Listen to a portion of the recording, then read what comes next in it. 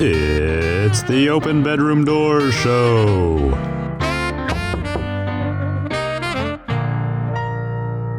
I'm Angela Skurtu and I open bedroom doors. Welcome to the Open Bedroom Doors Show. Real talk for real relationships. I'm your host, Angela Skurtu, your friendly neighborhood sex therapist and licensed marriage therapist. I started this show because, let's be real, most of us didn't get sex education. We're out here fumbling through love, intimacy, and awkward bedroom moments with zero guidance and a lot of shame. Time to fix that. If you're ready to laugh, learn, and finally talk about the stuff no one ever taught us, hit play. Let's open that bedroom door, shall we? What should you eat on a first date? Have you ever seen articles that tell you that? So welcome to Sex Positions. This is the Open Bedroom Door Show, and on this segment, what I like to do is judge things as a sex therapist that are happening in media and society that are related to sex. And I'm your resident sex therapist. Hey, I hate these articles that tell you what to eat on a first date. Let me tell you a story of my first date with my husband and how what I ate made him love me. I already knew my husband as a friend before this, and so this was our first date. And I remember we had gone on a date to some African palace place, actually here in St. Louis. It's a pretty good place. I don't know if it still exists, but it was delicious. And I ordered this fish. And the fish, I could only eat so much of it, and then I took some home and put it in the fridge. So, of course, I spent the night because as a sex therapist, I need to know that you're good in bed. That's just baseline for me to date you. And now we're married. So he was good in bed. But the point is, I was sitting at the table. It was midnight. I'd woken up and I was hungry. And so I am literally aggressively eating a fish at his kitchen table. And he comes out and he says, "What is happening?" Like, he doesn't say it. He says this in his head, but he's like encroaching on me like I'm in my natural habitat. And he's like, "What? I don't know what she's doing, but I love it."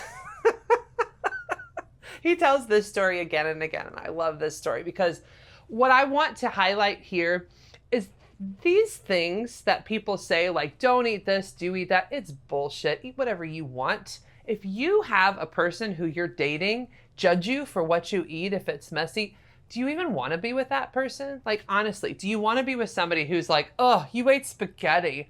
Oh, you ate crab legs. Do you want to eat?" I'm going to ask you something.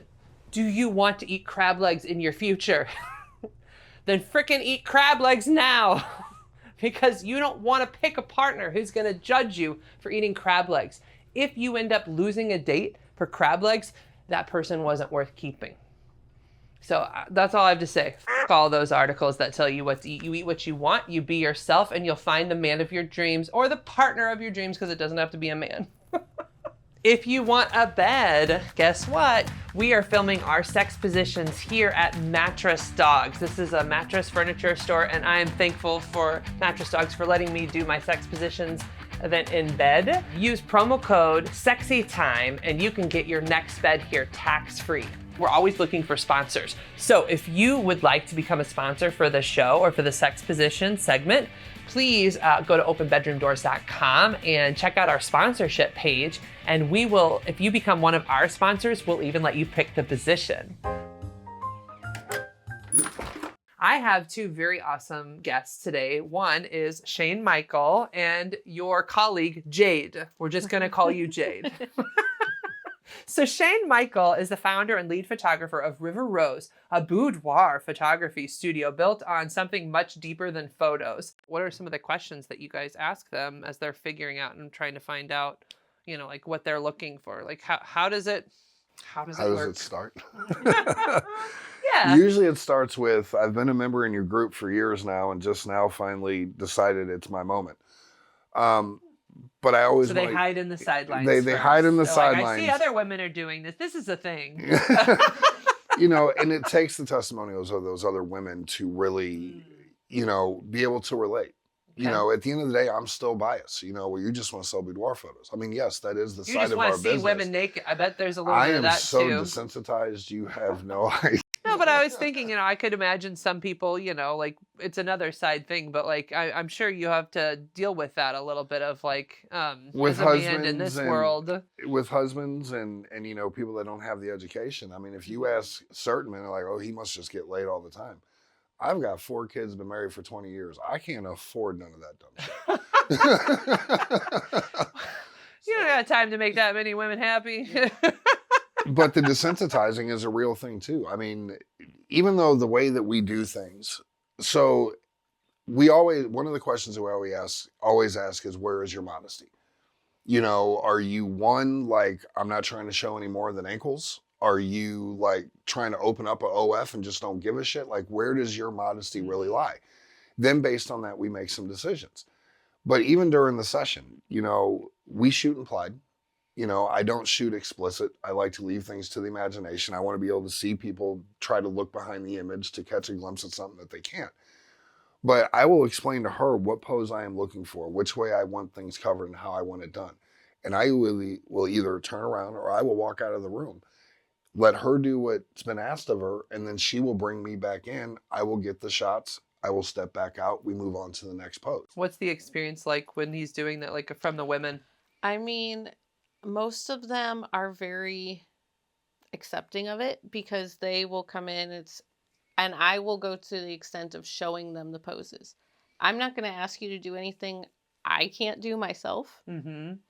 And there are times where some of them can't, whether they've got a bad back, bad knees, and they're like, this, I can't do this. I'm like, all right, let's tweak this so it works for you. But most of the time they have absolutely no issues with it. You know, I ask consent, of course, you know, if I need to make adjustments or anything like that. And you got to get the boobs in the right order. I know what's going on. This is when we adjust the tits. Yes. And you know, we all want to get out of a speeding ticket, so we got to make sure the girls look good. Yes. I'm more legs, as you guys can see. But there's never really anyone, when you come to them, ask, you know, is this okay? Everything else, that aren't okay with it. Mm-hmm. Yeah, me stepping out isn't about my modesty. It's just being accepting of the fact that for a lot of these women, I am a stranger. I am a guy. I'm it's not their respecting husband. that they need some privacy to figure it out. But doing the way that we do things when our women go back to their significant other and they're talking about their experience, you'd be surprised at how many testimonials and thank yous I get from the husbands. Mm-hmm. You know, it actually eventually becomes, oh, you're going to see Shane?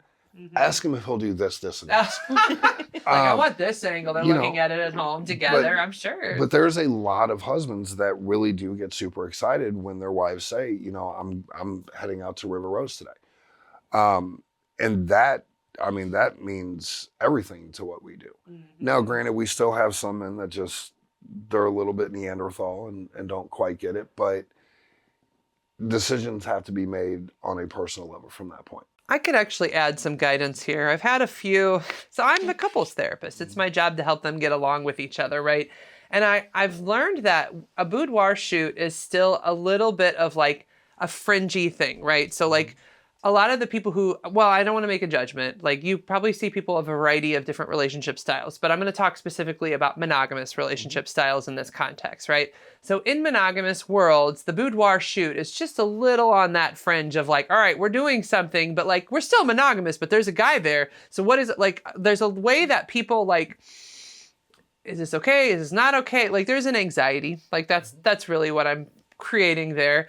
And so when I talk to couples and their husbands about how to do this, what I try to get them to think about is like, what way would you like this to be something that adds to your relationship?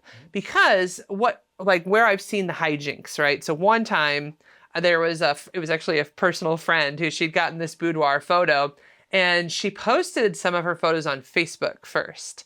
And it wasn't that for him that she couldn't post it on Facebook. It's that he just wanted to share it with them two first. He wanted something special. And so if you're a couple considering this, I'd encourage you to like talk to each other about like, okay, when you do this boudoir photo, like what would be nice ways to do this so that it feels like it's personal and special for us? And I don't think like boundaries are normal. Like everyone needs boundaries to feel safe and comfy. In some relationships, for example, they may not be as comfortable with posting on Facebook. And that's an okay boundary too, to have a discussion about. Now, you guys have a private Facebook group, so and it's mostly women posting and mostly women in the group. It's all women in the group. Okay, so it's all women. So I think there's even levels of that where it's like, all right, women just do women things. And I think some husbands are perfectly fine as long as it's in a women's group, right? But like if this was a situation where she blasted, and like obviously what was Facebook appropriate, but she blasted it on the public Facebook. So like there's just layers. And I don't think that's being a Neanderthal man. I think that's having different boundaries and levels of privacy that you may want to talk about. And so I just frame it with couples as like, why don't you guys discuss, like, what would you like it to be? How do you want it to be something special in your relationship? But also, I'm a believer in a woman owning her own body and having a right to decide what she wants for herself too. So even when I have those discussions with my couples, I'll get them thinking about, you know, like, okay, but what do you want this, how do you want this to be something that benefits her too? And like, I don't want boundaries to be a way that people are constricted or controlled either. And that is a fine line in my practice, FYI. I don't do it perfectly. I do my best. When I say Neanderthal, I mean, what you're talking about are men that are in tune enough to have a conversation and accept what they can't control. Or at least we'll say they're feel they're appreciative to be included. Yeah. You know? When I say Neanderthal, I am talking about men or partners that can't get past losing that control. Yeah, where they really are trying to control the situation. You know, they're looking at their woman who has never given them a reason to think that they would be this. Oh, you just want to go get naked in front of a man. This is about sex. This is about attention. You know, I want this or I don't want that. Like, and at the end of the day, they have no control. The minute a woman says, I'm done, I'm controlling myself, I am taking hold of my own life, their reign is over. And I have watched this change some women to really find their independence and leave controlling situations. And I'm all for it. I do not think that one person should be controlling the relationship. I think everybody has a benefit of what they bring to the table, and it needs to be checks and balances. Now, one thing that I always tell my clients, I will happily get on the phone with your husband at any point in time, with your partner at any point in time. Will you bring them in the studio too? Some situations that makes them feel safer, but I don't know if some people are cool with it, others are not. It's a gray area. And okay. And this is why. We do shoot couples This is where we spice it up. I decided to bring it in. I did it. High fives, right? If we're doing couples boudoir, obviously they're being included into all that discussion. But when we are looking at solos, like if you were just coming in on your own, I probably wouldn't want your husband or your partner there because I want you to have the ability to be 100% yours. I don't want you looking over for approval. I don't want you constantly worried about, ooh, is he going to be okay with this? I need you to be unapologetically yourself. Mm-hmm. You can bring a hype person. I want you to bring that one friend that's going to be screaming, yeah, bitch.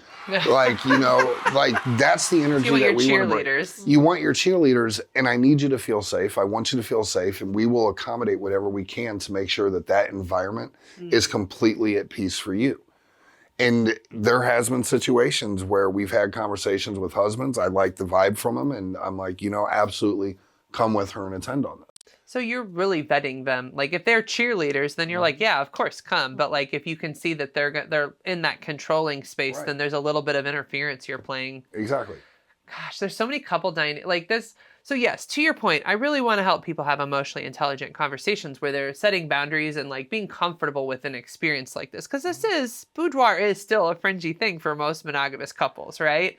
But if they can approach it with like a sort of like, hey, no, I want you to feel good in yourself and I want you to do this for you. And there are situations where a guy can come and be that cheerleader that it becomes a really beautiful thing. Because of course, in some of these situations, you are doing it because you want to be pretty for him or for your partner, because it's not always a him, right? But that's so interesting that I could definitely see if it's like an abusive relationship or if it's clearly controlling where you're like, no, you don't get to come. It's just about her.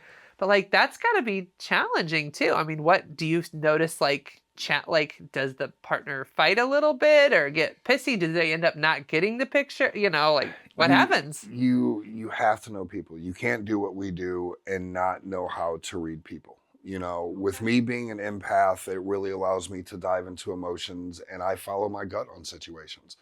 You know, some men are really, really good at hiding stuff. And I say men, and I really want to generalize partners in general. Yeah. This isn't just, you know, all men are bad. I definitely don't want to bash on any of them. But there is certain demeanors that we give across and certain questions that can be asked by men that are going to let you know, are they really here to support their woman in this?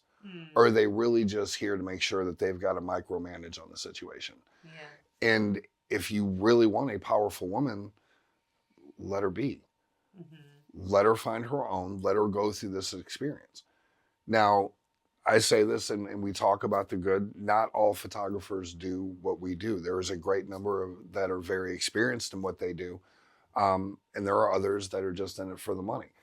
So anybody that's thinking about doing boudoir, whether it's with us or whoever, do your homework, read the reviews. Don't be afraid to reach out to previous clients. Don't be afraid to really take a deep dive, because this is your safety. This is your journey. And one bad hiccup can f it all up.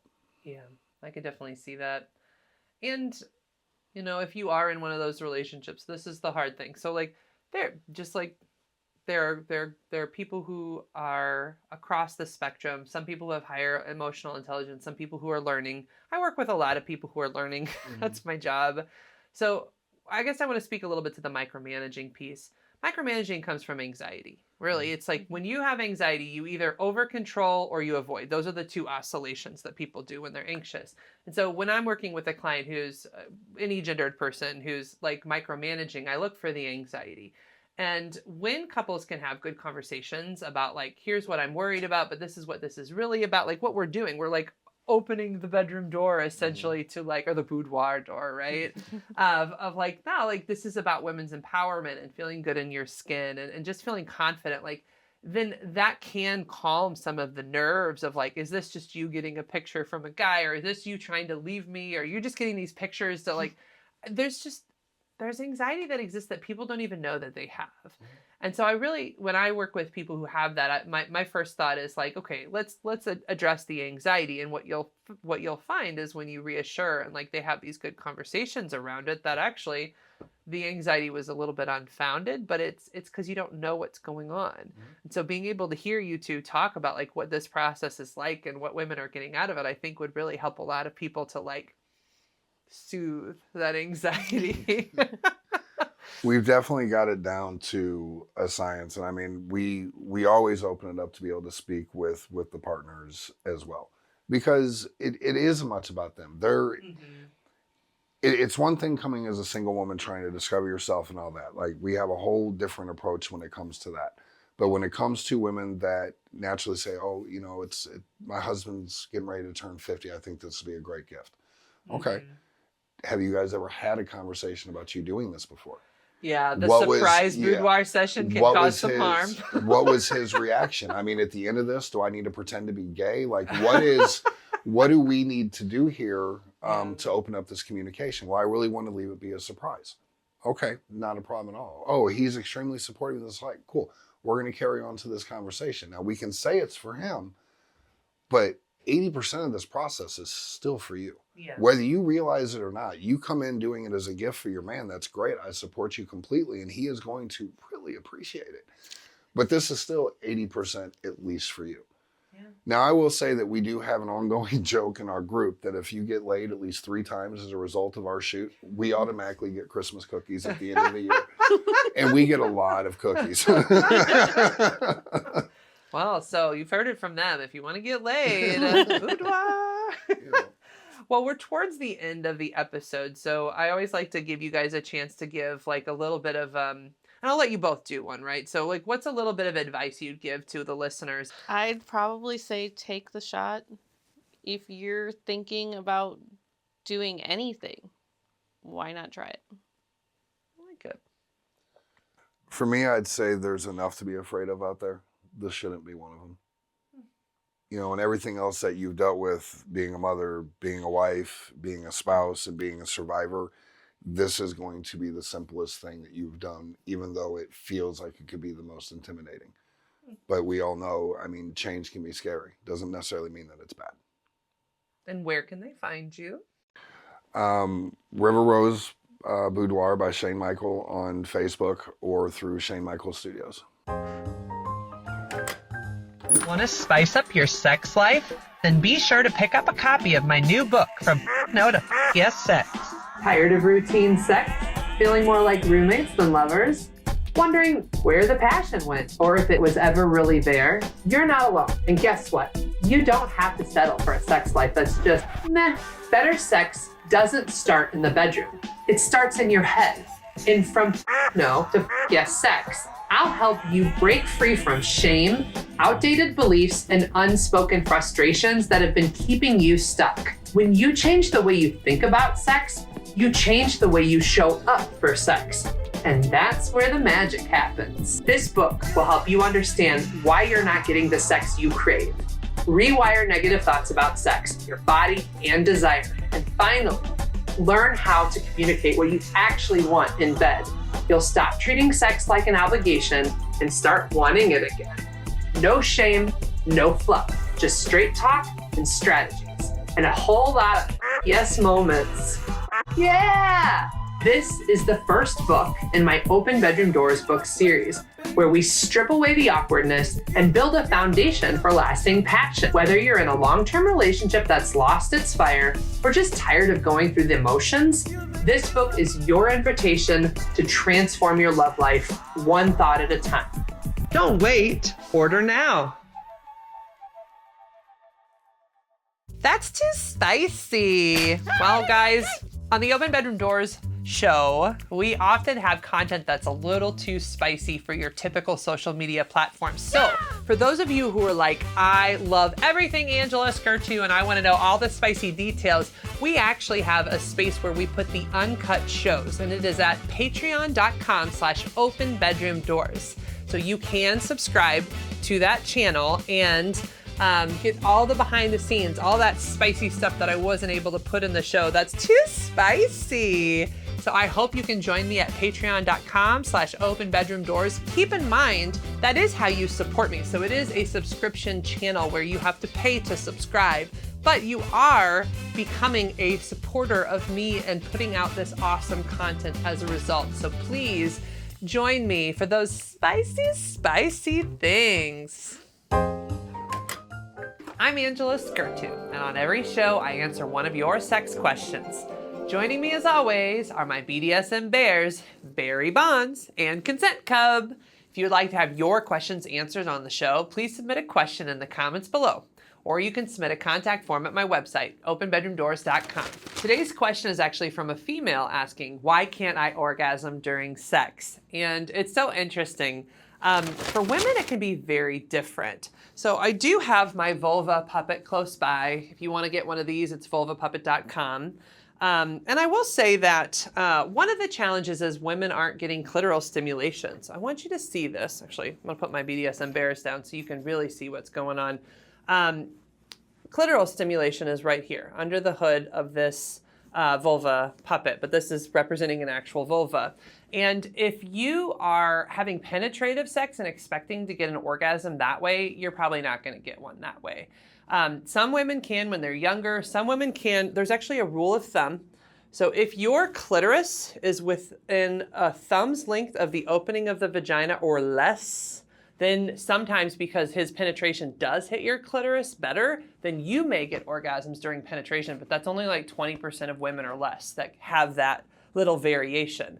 So for the rest of you, what you need is other things to get that clitoral stimulation, like oral sex, vibrators, fingering. And here's the other thing too. Some of the reasons some of you aren't getting orgasms is because you're going to the vagina too quickly, actually.